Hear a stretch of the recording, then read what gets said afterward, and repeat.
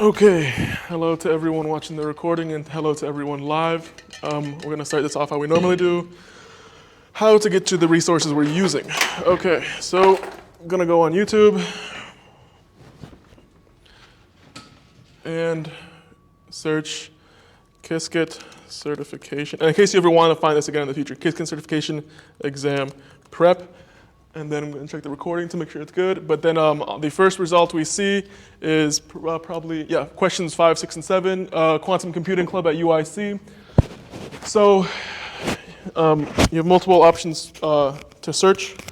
You can search that. You can search Quantum Computing Club at UIC on YouTube. So we'll go there.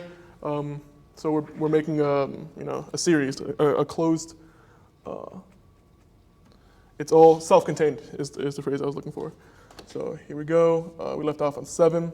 And then if you click on any of these videos, in the description will be a link to what we're looking at right here, the certification, the resource hub. So clicking that, here we are. Okay. So we are looking at we're looking at Mandy Gomez old notes, wrong answer, rationale. But I did want to go over some stuff that I've noticed since we last met.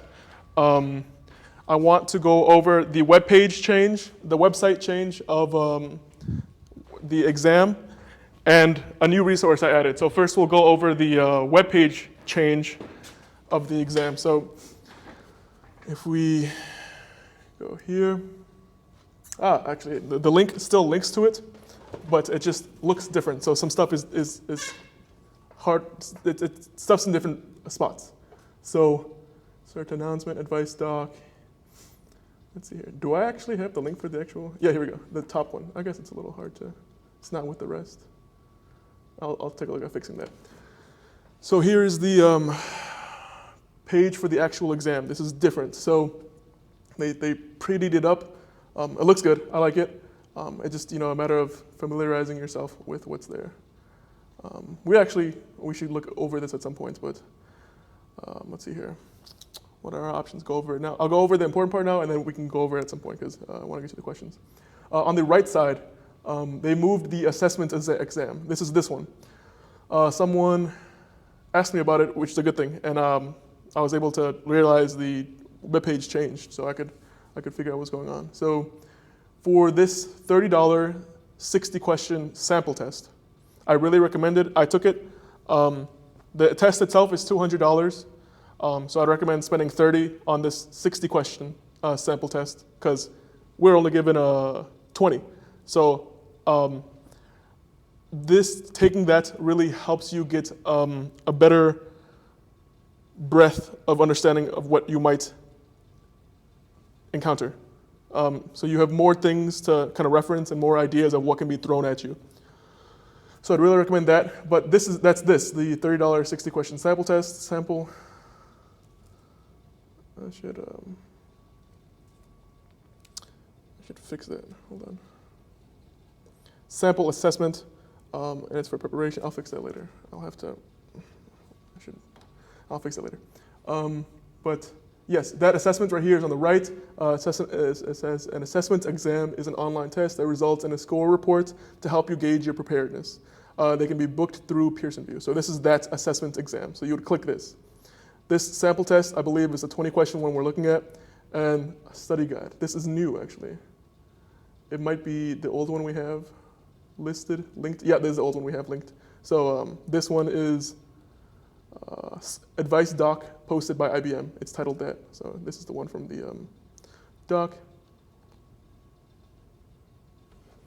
Let it load. Oh. What? Advice doc post study guides. Study. Oh, okay, cool. I'll update that link. Yeah, let me sign in. Hold on.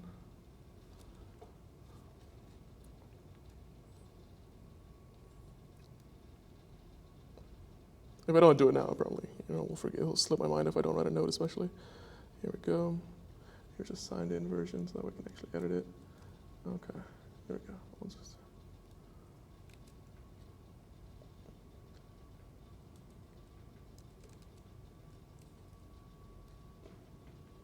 Okay, I'll fix it.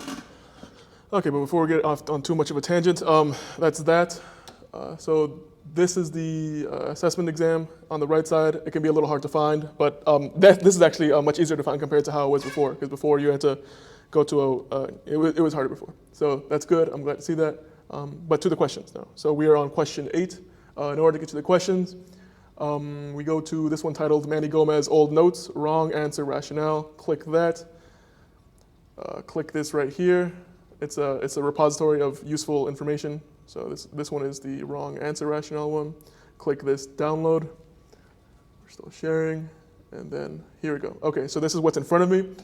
We are on question 8.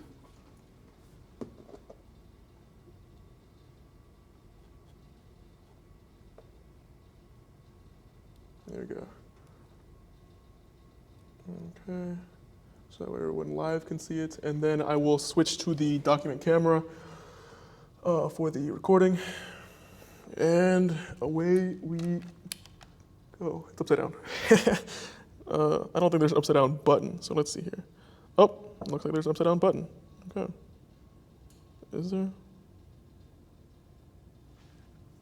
It says 180 on it.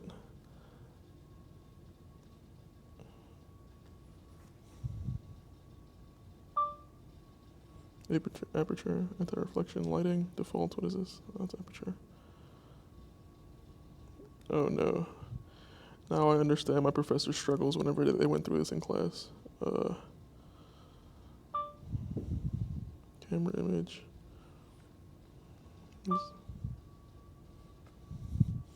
There we go. Oh, nice, okay. Question 8.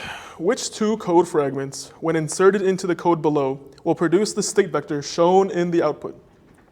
Okay, so our approach to these questions, we want to first look at the tricky things that might be asked of us. So it says we're looking for two code fragments. So when inserted into the code below, will produce the state vector. Okay, so another buzzword, state vector, it's a type of visualization. So we know to keep an eye out for that. So not even looking at the problem, state vector, I'm guessing it's going to be in brackets. If you're not familiar with linear algebra, you don't need to be an expert in linear algebra by any means, but knowing what those bracket things are and what how they interact with each other can be pretty useful. So we know based off the fact that it says we're looking for two code fragments of two code fragments that will produce a state vector. So we know what the possible outcomes might look like, something in brackets. State vectors have a certain type of notation, so there are commas in certain places, and you just need to learn where, like, the visualizations that have commas and some do not. State vectors do not have commas. So we see it's four things in brackets, and those things are positions. Complex, the way we write them is called the complex notation. It's just a more precise way. So this involves imaginary numbers and J and I, which, interchangeable. But it's just a more precise way to describe the position of something. So here we have 0.707. And if we want to I think it's probably worth investing in the approach to how to think about these questions. So we see what it's asking us, we're looking for two. Typically, the approach style goes, read the question, see the buzzwords, ignore the given code blocks. Because currently, the last time I took the exam, which was summer 2021, to not mislead anyone, this is the time period where this is being done. They won't try to trick you up with small stuff in what's given. The code blocks that are given to you are to be assumed safe, and they want to see if you can get a certain result. It's not, okay, there are some bug correcting questions, but it's not like they're trying to trick you up in that way. So this stuff is presumed safe. If we can't figure it out by the questions, that would be the next step to go to look for errors. So, question, presumed safe. Now let's see the answer options and work through what they actually represent, line by line. So, A, it says V equals 1 over square root 2, comma, 0, comma, 0, comma 1 over square root 2, and in brackets. So that first line is setting up something.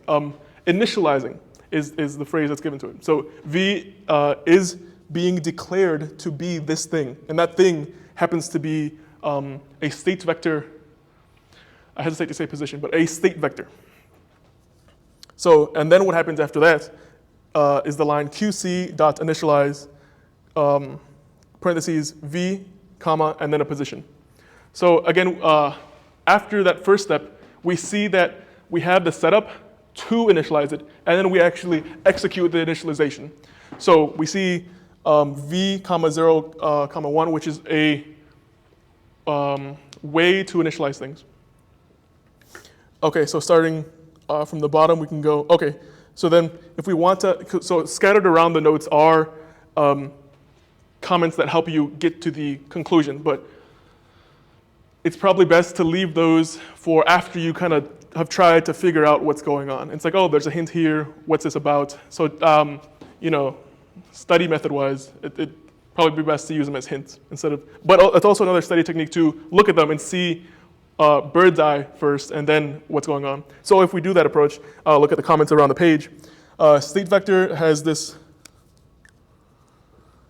arrow from it. It says initialize common for state vectors. Okay, so yeah, initialize is a method, a thing done very commonly for state vectors. So if you see state vectors, it's probably a safe assumption to bet initialization will be there somewhere, because you can't just make a state vector out of thin air. You have to first set it up and then initialize it. So set it up and then like birth it or create it.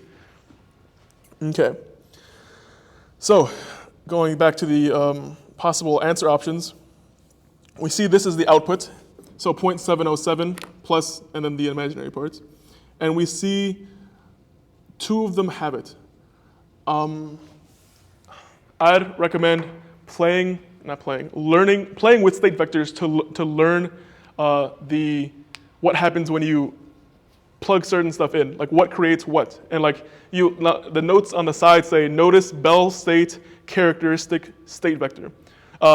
That's from finding out the state vectors of Bell states and linking it together that, hey, if you see this 0.707, it's probably reasonable to assume they're talking about a state vector, a Bell state vector. Well, a Bell state. So if we go to question 5, I think it is, we'll see that, and we'll see, let's see here.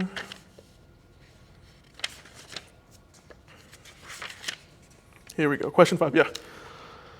Notice Bell state characteristic state vector. So here we see Bell information. It has a state vector of 0.707, and Hadamard and then a CNOT are required to create a Bell state. So that second piece of information helped us with this question, and the first one will help us for number 8.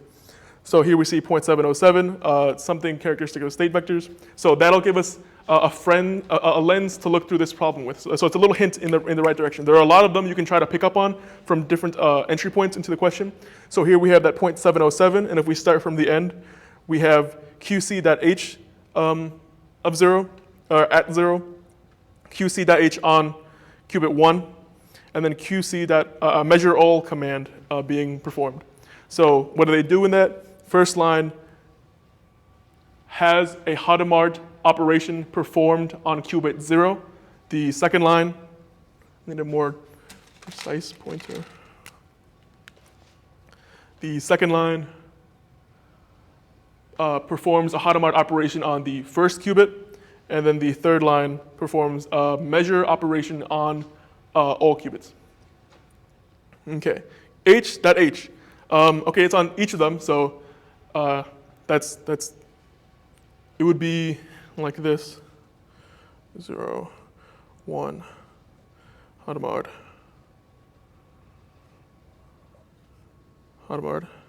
So qubit 0 has an H being performed on it, and qubit 1 has a Hadamard gate operation being performed on it. And then what's being done, if I can get a pen that draws, let's see here.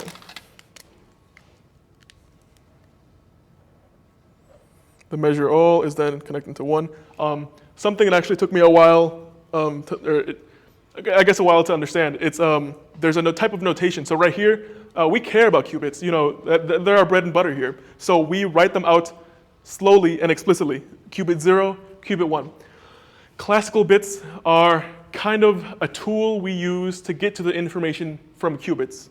So to read a qubit state, you have to, the exact phrase is slipping me, which is almost blasphemous. When you observe the state of a qubit, it stops being in that state. So in order to get the information, you transfer it to a classical bit. So what happens is, since we don't really care about classical bits, they're just, we don't care about classical bits as much as we care about quantum bits. So we write them less obviously. We kind of just bundle them together and we say, hey, there's 2 classical bits. And we denote it with that line, right? So we just do it there. They're both there, but we don't, you know, they're coupled in that 1. So we represent, it's common to represent many classical bits with a single line and just that, the number of how many it represents. So what would happen is, with this measure all command is it would go from here, classical bit 0, or sorry, qubit 0 to classical bit 0, and it would read the information in that order. Measure, and then h of 1, and then down. I really recommend going in, technically it can be in a couple of environments, but Jupyter Notebook, the easiest, most accessible way for people would be to search. Let me switch to my external input. You know, this makes things longer, but I definitely think it's worth it. You know, showing how to get to resources.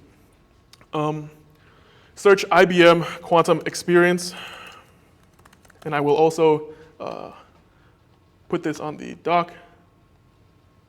Oh, I should switch out of this tab. Here we go. IBM Quantum Experience.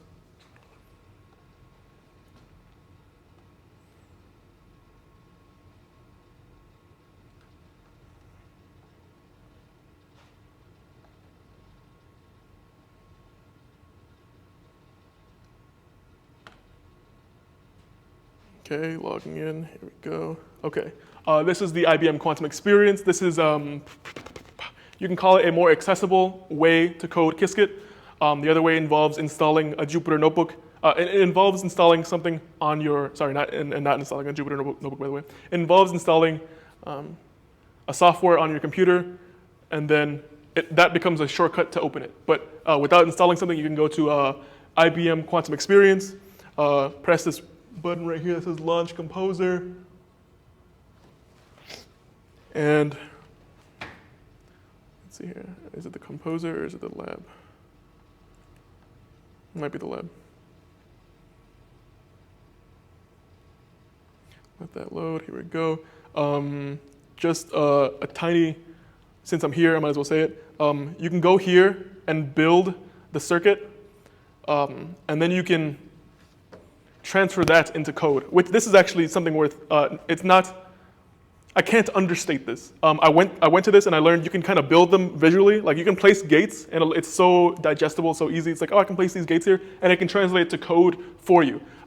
If you want to build quantum circuits on a more fun, surface level, you can do that. But you know, more nitty-gritty work requires more nitty-gritty understanding of it. So you know, if you want to make a really precise one, you got to really go into the code there. But this can translate this image, not image, but like this visualization into code. Let's see here. You can find a way to output QASM, Q-A-S-M, which is quantum assembly. If you guys have taken 317, you work with assembly. So this is the quantum version of that. It's a very low-level language, which means it's very close to the level computers speak, just above like 0101. It's like, you know, move this here and things like that. But let's see if it's the lab. Well, let's see here, clear workspace. This might be my old one. Jupyter Notebook. Yep, Jupyter Lab. Normally I use the other way, but let's see if we can create a new notebook. Here we go. Yep. So here we have what Qiskit is primarily run on Jupyter notebooks. Yeah, I won't go into my thoughts on that, but I recommend putting the code in here so you can kind of see what's going on. So we'll do one real quick. I don't want to make this last forever. QC.h. I would have to build it and put all the top stuff up. I'd have to put like the meat and potatoes in it first. So we won't go through that. And it's kind of time consuming, but I really recommend getting familiar with that. The other way, what happens is you Google or you YouTube how to install Qiskit. And there are some good videos, quick ones. So what happens there is they recommend you install this thing called Anaconda. And Anaconda is I don't want to get too much into it. It's a package for things, but what happens is you get this prompt and you type in Jupyter Notebook. Heads up, the spelling of Jupyter is not normal. Has a Y when it typically has an I. You press enter, maybe it's shift and enter, wouldn't be surprised. Wouldn't be surprised if it's taking a while. There we go. Okay, and then this opens the Jupyter Notebook for you. And then you can create a new notebook. We'll go to the one titled First Notebook that I've made, it doesn't tell you, last edited a month ago. I guess it would be around 8 months ago, because that's 9 months ago when the earlier stuff was made. So a year ago, I don't know, who knows. But yeah, I would create and practice in these. So Google how to install Qiskit, and they have good ways. You know, part of me wants this to be as concise as possible, but part of me also knows it's important to show how to access these resources. So I'm just glad we're not on a time crunch here. If you guys are able to stay past 6, everyone virtually, or whenever this ends, right? So thankfully we're virtual and no major time crunches. The recording will be up afterwards, so I really want to kind of take my time and make sure all the important stuff that needs to be there is there. So the recording will be up afterwards for anyone that's maybe on a time crunch. So this is the I believe it's technically a code composer, kind of an online IDE. Never mind, I shouldn't call it that because it doesn't help you with bug fixing. But it's through Anaconda is how to get here, and IBM Virtual or Quantum Experience is a way to get through there as well. As you can tell, not too well versed with the IBM Quantum website, or this one, this code composer, because like normally I go through the Anaconda to go to Jupyter Notebook. So, but I think there's a way to do both. So C, away from the tangents, because we can go into a lot of things. We were on E. Okay, so D. Why is D incorrect? So what happens is in D, a CX gate, a CNOT gate, is being applied from 0 onto 1, qubit 0 onto 1. And then measure all operation is being done. So CX, I don't know what level of understanding the average reader will be at, so we'll assume 0. It's more relevant for the next question, but we'll get there when we get there. So a CNOT is being applied from 0 onto 1, and then measure all is being performed. Option C, V1, V2, we initialize them as these two, and then they're both initialized. And then B, what's being done, a Hadamard on 0 and a CNOT on from 0 to 1. And then A we already went over. Okay, so E is incorrect because it's an incomplete Bell state. We can get to these state vector results with different paths. Again, you'll see something characteristic of this exam. There are many ways, and also quantum in general, there are many ways to get to the same point, but with different paths. So we want this state vector output, and the last option is an attempt to get there, but it's 2 Hadamards. The correct way, we can kind of use this as a way to explain why E is incorrect. The correct way to do the approach they want to do in E is done with option B. So what's done is a Hadamard and a CNOT, and if we remember question 3, I believe it was. No. One of these is Bell. Oh, was that 5 again? Yeah. 5. A Hadamard and then C0 required to create a Bell state. So what's being done in B, a Hadamard and then a C0 is being placed, and then a Bell state is created. So we create a Bell state with H and C0, and in that is the state vector information in the background that we're looking for. So because we created, this state vector information comes with Bell states. It's characteristic of Bell state vectors. So that's why B is correct and why C is incorrect. B has the correct approach of what E is trying to do. So E is an incomplete Bell state. D, same approach, wrong parts. So if you want to do that approach to create that state vector, you'd make a Bell state because the state vector is 0.707. We know that is a state vector result characteristic of Bell states.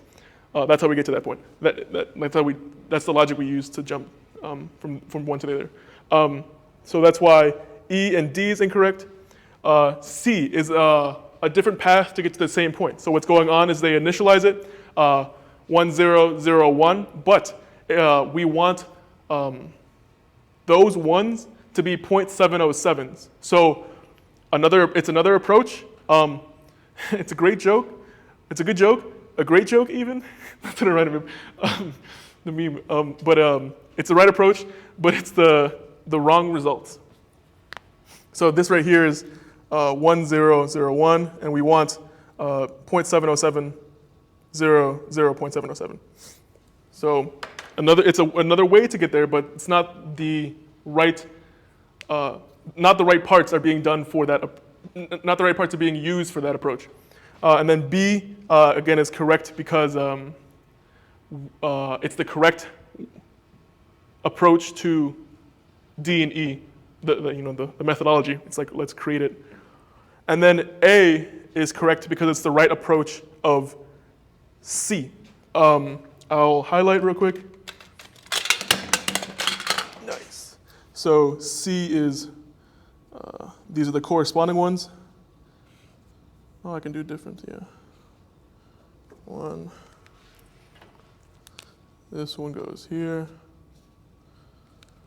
Oh, yeah, I guess it's hard to describe to people watching live, so it's just, I guess, different ways to describe a position.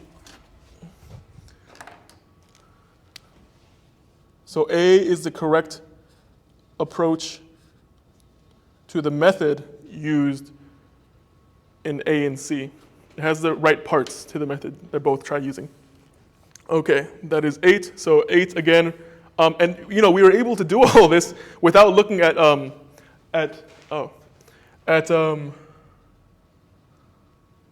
sorry, I didn't have the document camera. So these are all the equivalents. And we were able to do all this without focusing too much on this setup of what's given to us.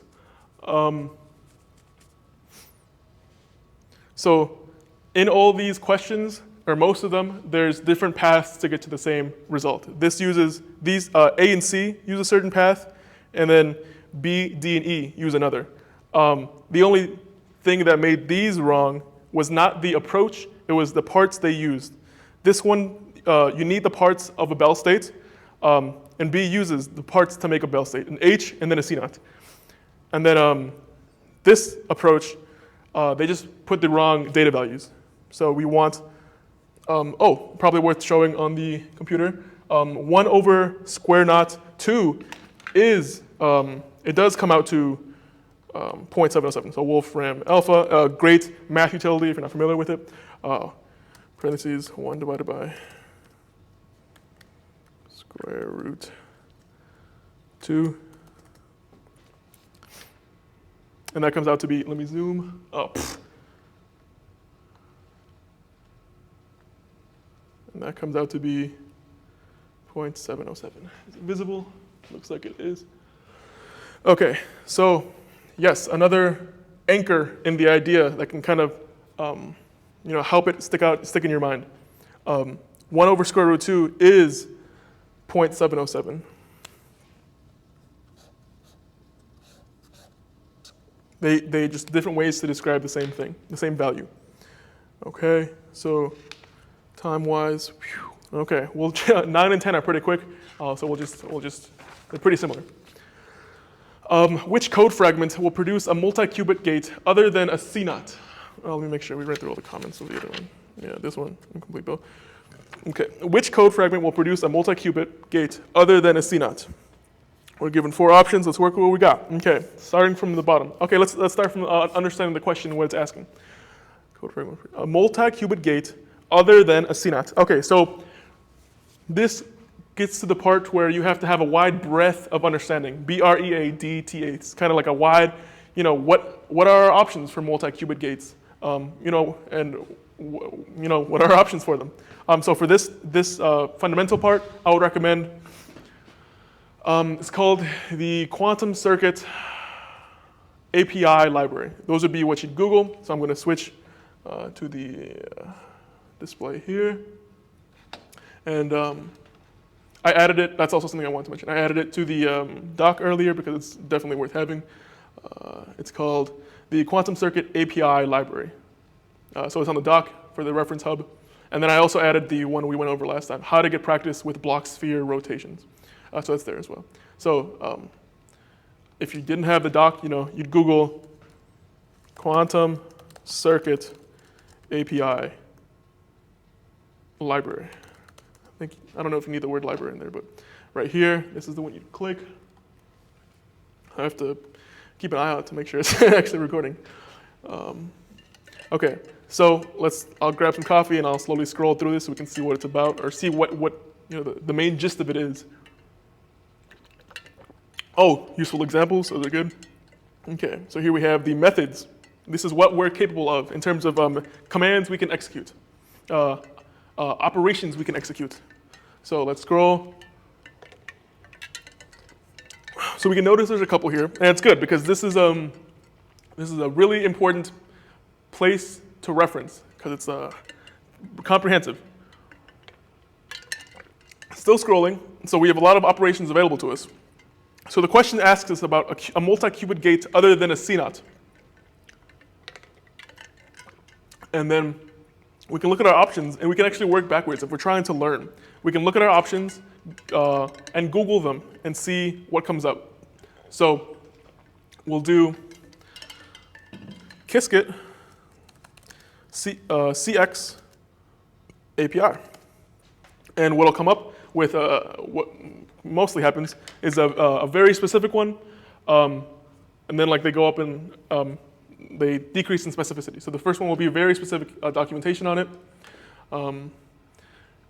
Great for the nitty-gritty. And then you go up a little bit, and we have quantumcircuit.cx. So not exactly super informational, but still there. And then right here, a couple down, is this quantum circuit. So this is why this link is on the doc as opposed to any other ones. It's a very high-level place to find a lot of resources. Okay, so again, this is the one we scroll down a bunch. So the question asks, which code fragment will produce a multi-qubit gate other than a CNOT? So we're going to switch to this, point to it so we know what we're talking about. So our first one is .cx. So we're going to Google this, or we're going to search it in that quantum circuit library. So .cx is the first one to kind of get an understanding of what's being asked of us, especially if we're trying to learn this stuff at a more fundamental level. So here we are on that quantum circuit link. I'm going to search CX and see what comes up. Here we have an example of it. This right here, what I'm highlighting is what I'm hovering over. No, sorry, that's the measure. 0, 1. This is what I'm hovering over. So this is this visualized. But what we'll end up doing is going here, and we'll look for it here. These are the operations, and this is what it does on the right. So this is, I've spent a lot of time doing the same thing. It's being on this and some other ones, some similar ones, but this webpage and seeing what's here and what I can find. So CX, obviously you don't have to memorize all these. It's a very useful reference, though, and you can kind of narrow down what's most important. So we'll look for CX, see what it is. So we have CCX, so that's useful. So we're opening that up another page. we have C naught, apply Qiskit, and then we have CX. Okay. Maybe I spoiled a couple things, but that'll be useful for the question we're working on. So we open these three up, and we'll switch back to the document camera. And our options are variation. Well, they are what I opened up, well, for the most part, but they're variations of things that are similar. So .cx is I guess, cleanest way to do a C naught gate. You have the target, and then you have the control, and then you have the target in that order. So you have the control, and then you have the target. .C naught is also another way to do the same operation. So it's just a different way to write it, different path, same end result. So the first one we have typical .cx, and we have the control / target syntax.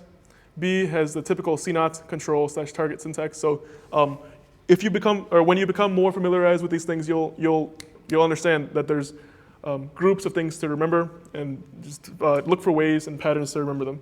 So it's like a family of ways to perform C naught. We have the CX one, we have the explicit C naught written out, and we also have the third option.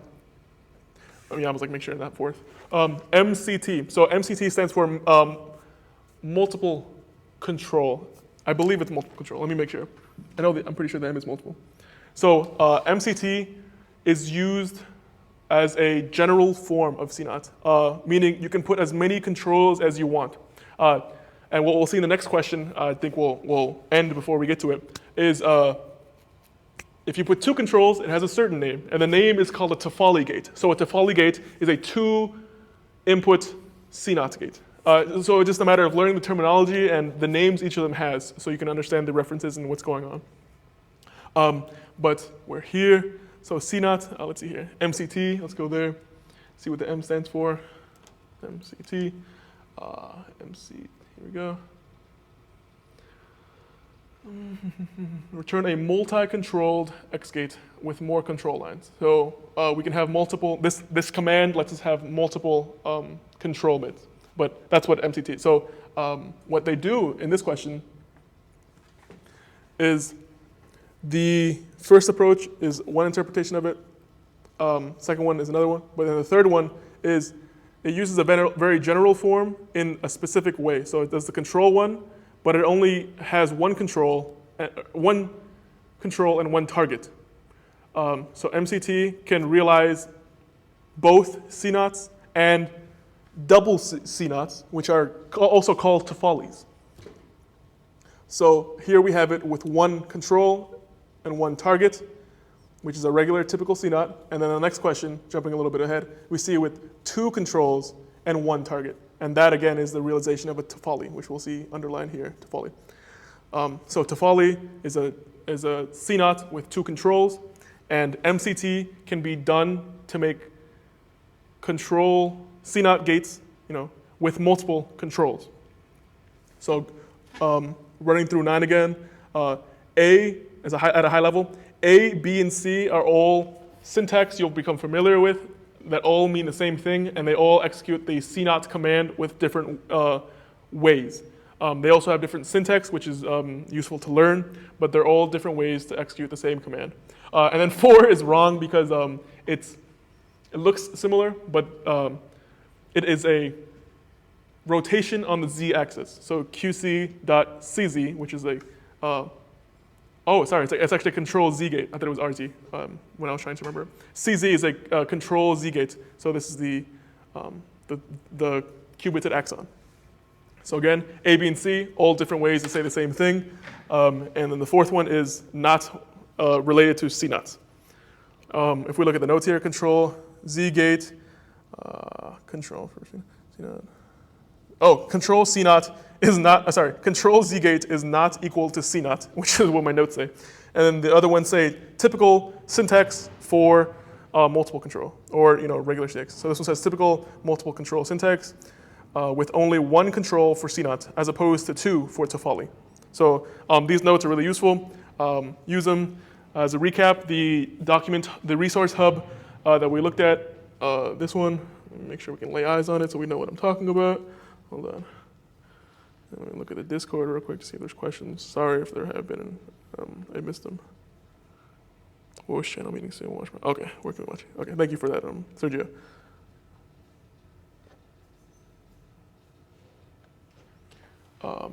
But the document is this one, and I definitely recommend watching these videos on a higher speed, like 2 times, or whatever you feel most comfortable with, because like there's a lot of information here. So this is the doc, and that'll be in the description. Thanks everyone for coming, and we'll see you next week.